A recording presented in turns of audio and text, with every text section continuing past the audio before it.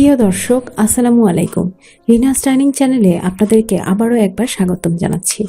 আজ আমি আপনাদের মাঝে মুরগির মাংসের একটা স্পেশাল রেসিপি নিয়ে আবারও হাজির হয়ে গিয়েছি। মুরগির মাংস ছোট বড় প্রায় সবারই ভীষণ প্রিয়। ভাত, পোলাও, রুটি, পরোটা সব কিছুর সাথেই খেতে অসাধারণ লাগে। তাই আমি আজকে আমার মুরগিটি একটু স্পেশালভাবে নারকেল দিয়ে রান্না করেছি। তাহলে চলুন দেখে নেওয়া যাক কী কী উপকরণ লাগছে এই রেসিপিটি করতে। আমি এখানে মুরগির টুকরোগুলোকে মিডিয়াম সাইজে কেটে নিয়েছি। আপনারা ইচ্ছে করলে ছোট বা বড় যে কোনো আকারে কেটে নিতে পারেন। সাথে বেশি করে নিয়েছি পেঁয়াজ কুচি, কারণ বেরেস্তার জন্য কিছু অংশ আমরা পরবর্তীতে তুলে রাখবো। আর আছে লম্বা করে ফালি করে কাটা নারকেলের টুকরো, কাঁচামরিচ, রসুন বাটা, দুটো দারচিনি, এলাচ, আদা বাটা, দুটো তেজপাতা, জিরা আর ধনিয়া একসাথে বেটে নিয়েছি। আর আছে নারকেল বাটা, সামান্য পরিমাণ নারকেল আমরা বেটে নিয়েছি। তাহলে পুরো রান্নার প্রসেসটা শুরু করে দেওয়া যায়। প্রথমে মুরগির পিসগুলোকে লেবু আর লবণ আর অয়েস্টার সস দিয়ে মাখিয়ে ম্যারিনেট করে কিছুক্ষণ রেখে দেব। দিয়ে দিলাম লেবু, এখন দিচ্ছি পরিমাণ মতো লবণ আর সামান্য পরিমাণ অয়েস্টার সস। সব কিছু ভালোভাবে মিক্সড করে নিচ্ছি। এখন আধা ঘন্টার জন্য এটাকে ফ্রিজে রেখে দেব।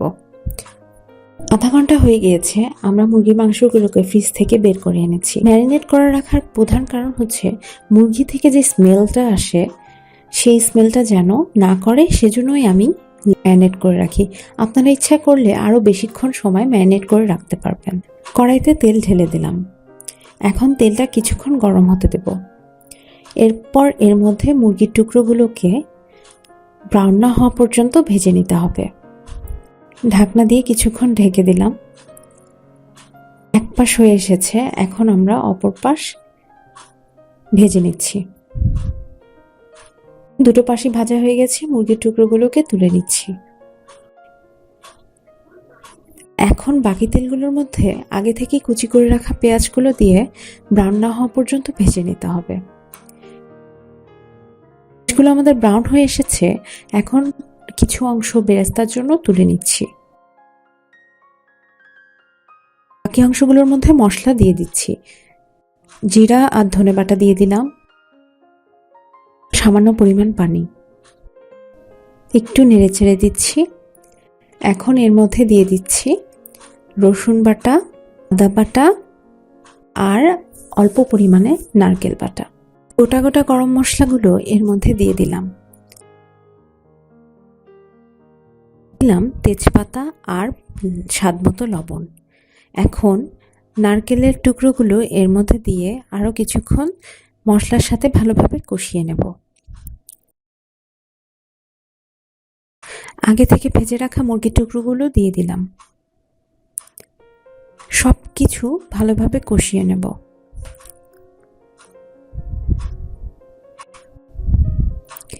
মনে রাখবেন, মাংসটা আমাদের কষানোর উপরই হবে। যত ভালোভাবে আমরা মশলার সাথে মাংসগুলো কষিয়ে নেব, তত একটা বেটার টেস্ট আসবে। নেড়ে চেড়ে ভালোভাবে মিক্সড করে নিচ্ছি। এখন সিদ্ধ হওয়ার জন্য পরিমাণ মতো পানি দিয়ে দিলাম আর সাথে দিলাম গোটা গোটা কয়েকটা কাঁচামরিচ। এখন ঢাকনা দিয়ে ঢেকে সিদ্ধ হওয়া পর্যন্ত অপেক্ষা করব। কিছুক্ষণ পর ঢাকনা উঠিয়ে সামান্য পরিমাণ চিনি আমরা এতে যোগ করে দিলাম। সাথে দিলাম ভাজা গরম মশলা আর ধনিয়া গুঁড়া। এরপর আগে থেকে করে রাখা পেঁয়াজ বেরেস্তাগুলো দিয়ে দিচ্ছি। সব কিছু আবার ভালো নেড়ে চেড়ে কষিয়ে নেব। ব্যাস, তৈরি হয়ে গেল আমাদের স্পেশাল নারকেল দিয়ে মুরগির মাংস। এখন শুধু পরিবেশনের পালা। বন্ধুরা, আমাদের ইয়ামি টেস্টি নারকেল দিয়ে মুরগির মাংস রান্না একদম শেষ। আমরা পরিবেশনও করে নিয়েছি। রেসিপিটি কেমন লাগলো আমাদেরকে নিজের কমেন্ট বক্সে অবশ্যই জানাবেন। ভালো লাগলে আমাদের চ্যানেলটি সাবস্ক্রাইব করবেন। বেশি বেশি করে লাইক, কমেন্ট, শেয়ার দিয়ে আমাদেরকে আরও অনুপ্রেরণা দিবেন। নতুন মজার অনেক রেসিপি নিয়ে অন্য সময় আপনাদের মাঝে আবারও হাজির হয়ে যাব। সবাই অনেক ভালো থাকবেন, সুস্থ থাকবেন। আল্লাহ হাফেজ।